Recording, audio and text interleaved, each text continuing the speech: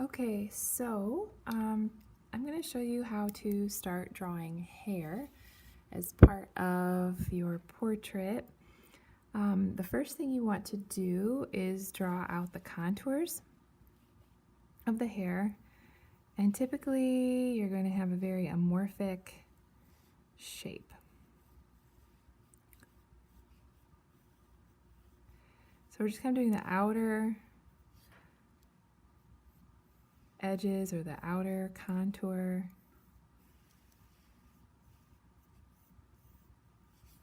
Not worrying about texture, but we are worrying about proportions. So usually after I get my basic contours in, I double check with comparative measurements. I'm not gonna focus too much on the face shape, but more the hair, as that's the main part of this video.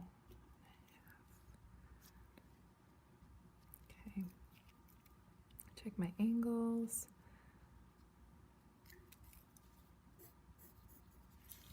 Okay, so you have your main contours. Then you want to shape out your shadow shapes.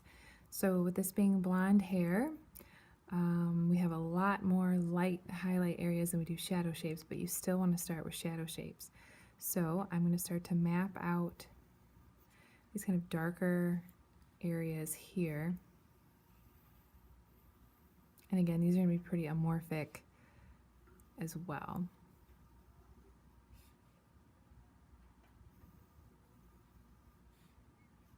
And the wonderful thing about hair is that it's always falling a different way each time we move our head. So if it's not extremely accurate in the placement of shadows, it is not going to ruin your portrait.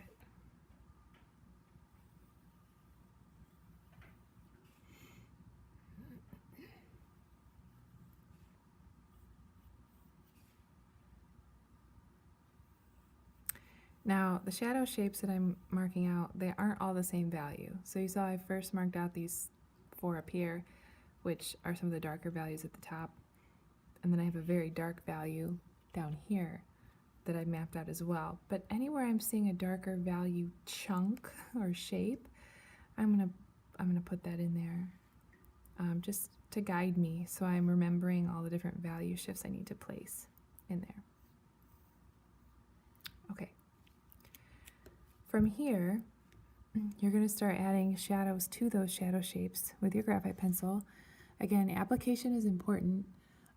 So as I show in some of my other videos, and I tell my students all the time, is to wear down a nice little edge angle on your pencil lead, and that's the part of the lead that's actually going to touch the paper and let the values glide down on. So I'm going to go ahead and start placing some of the darker values.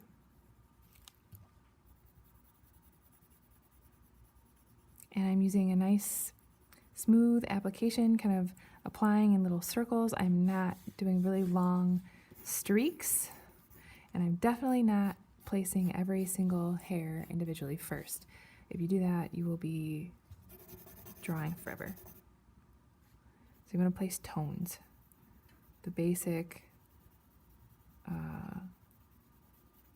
tones in the parts of the hair. It's also important to notice that the contour lines that I was shaping out these shadow spaces with, they are not super dark lines. So once I do place in my tone, they match the tone of my value and they disappear. You do not want to have these really dark outlined shapes in the hair.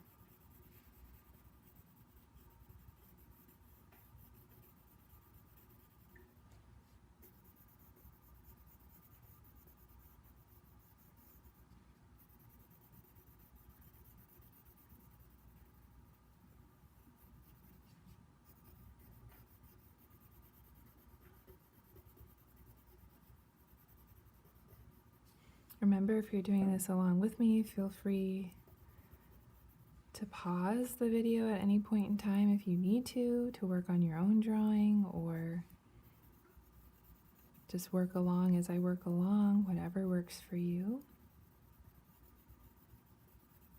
The beauty of videos.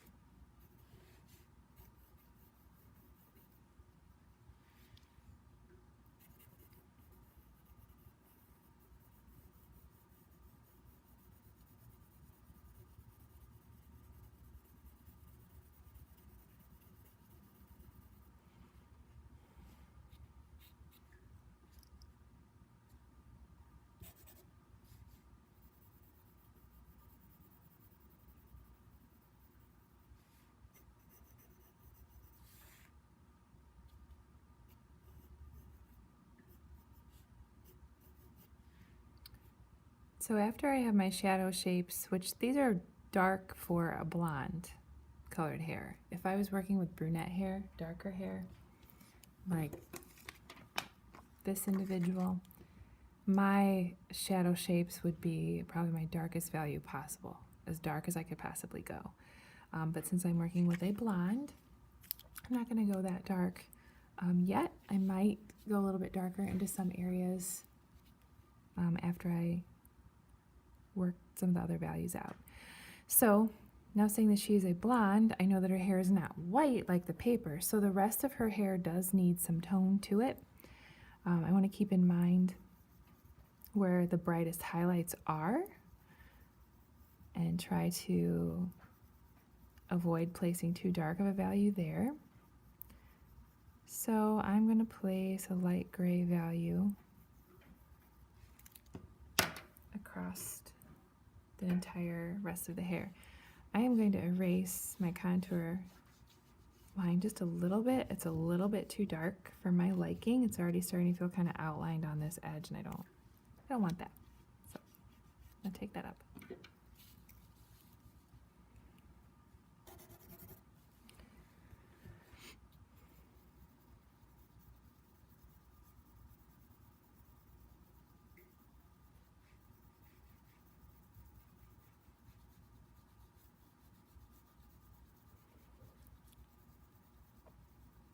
And if I'm applying this smoothly enough, it shouldn't resemble hair texture yet. We don't want to add hair texture yet.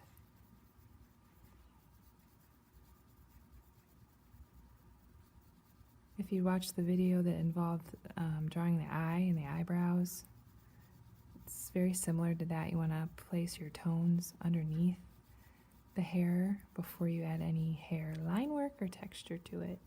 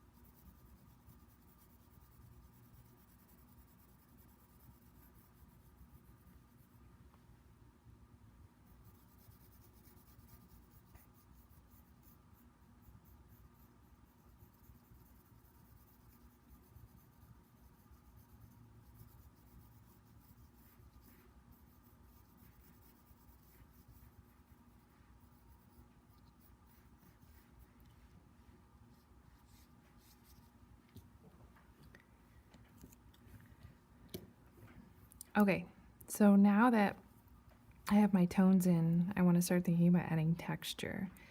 And what I want to first do is think about rotating my pencil lead and not use that angled edge anymore, but start using the pointed part of my lead. And I'm going to go into my shadow spaces and I'm going to pull lines into that shadow space first and then slightly out and into the lighter toned areas. And here I'm paying attention to my photograph or the person sitting in front of me, whoever I'm drawing. I'm paying attention to the growth, the direction of growth of the hair. So for this, I usually rotate my pencil every so often so I get a nice clean, sharp line. But I'm adding texture to my dark areas and I'm gradually pulling that texture out into the rest of the hair. So I'm using my texture to help me blend the two.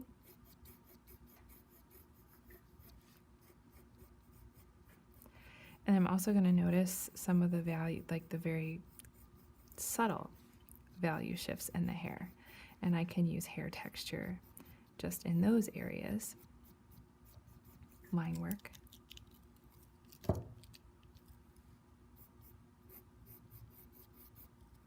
Which will start to add a little bit more depth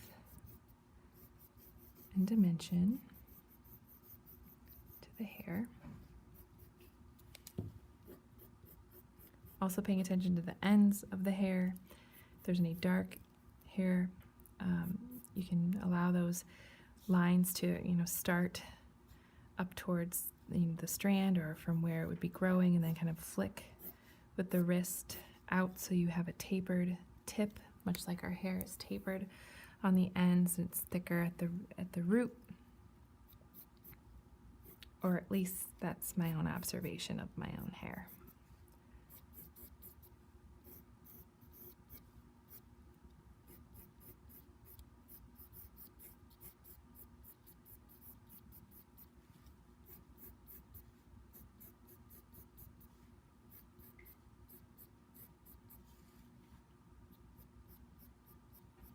Her bangs are kind of a blunt cut, so I'm going to go opposite on some of them.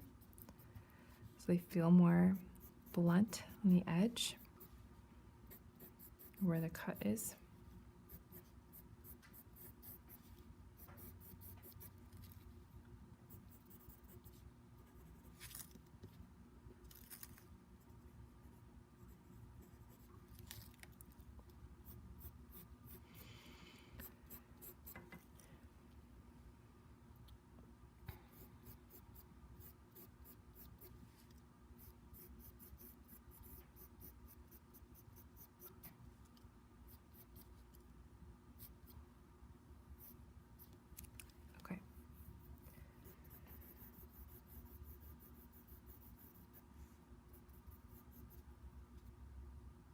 I'm going to fix some of the overall tones here in the shape of some of these by taking a little bit of shading tone in over top. There, that feels better.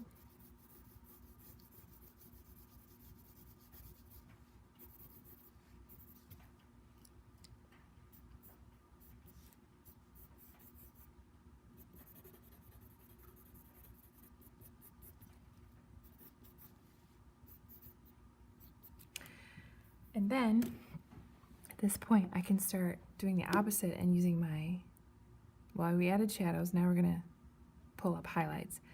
Using an eraser is a super important part of drawing hair.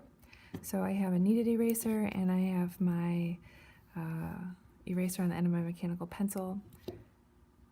You can remove these and replace with new if you have them, or like if one of the ends is rounded from use, you can flip it over,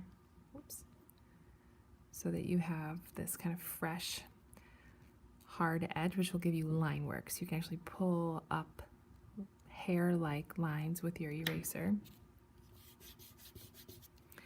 But first I'm going to take my kneaded eraser a little bit and adjust my values just a tad on her blonde hair where this band of light is. The reflected light on the hair is called a band of light. And usually anywhere that the hair kind of follows the curvature of the head or has its own curve due to curls in the hair, there's going to be a band of light. And this lady is sitting in the beautiful sunshine, so she has quite a few bands. All right, so then I'm going to take my eraser here, and I want to keep it clean, so you might want an extra piece of paper or maybe the side of your drawing, wherever it's not going to damage your drawing.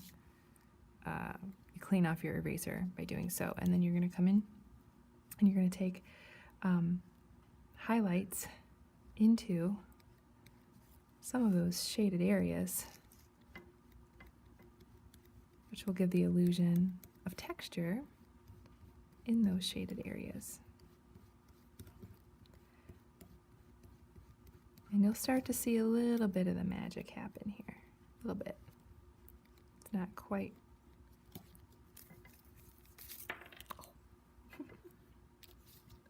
It's not quite where we need it yet.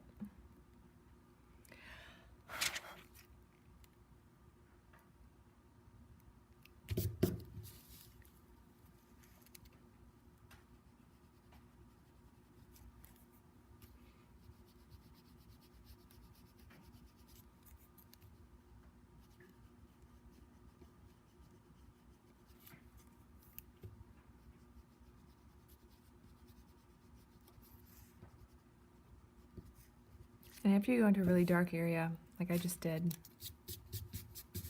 you will want to really clean off the eraser. It's super dark. And I often like to have a brush or something other than my hand to wipe away the graphite because my hand will just smear it.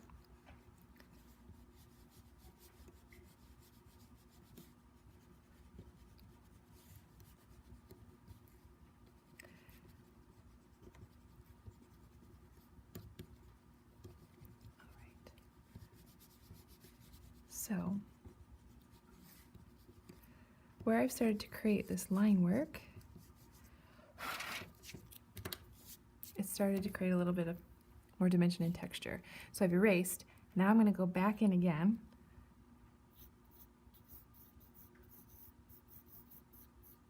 To add any last bits of line work and texture to help the two flow. And I might be going back and forth between erasing, maybe lightening. I mean, some of those lines in that area are just way too dark. And there's going to be times where you are going to have to go back in with some tone and kind of work that area over from scratch. Because that's just how drawing works. You're constantly observing, making marks, making your observations visible on paper, and then making adjustments to them as you go.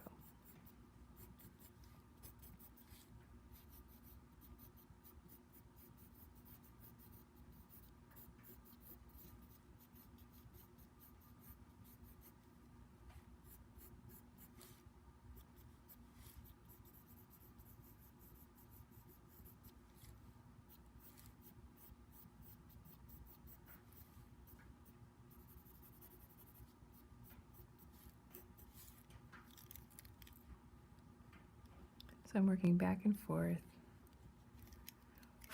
between my pencil and my eraser, because my eraser is very much my friend, is very much a drawing tool. A lot of people have the misconception that eraser is used to fix your mistakes. Wrong. It is an awesome drawing tool. It has its very own special purpose. I mean, it does help erase mistakes, but I don't really consider them mistakes. They're happy happy little accidents or oopsies or things that allow you to realize an area that maybe doesn't feel so accurate, and then you can tweak it.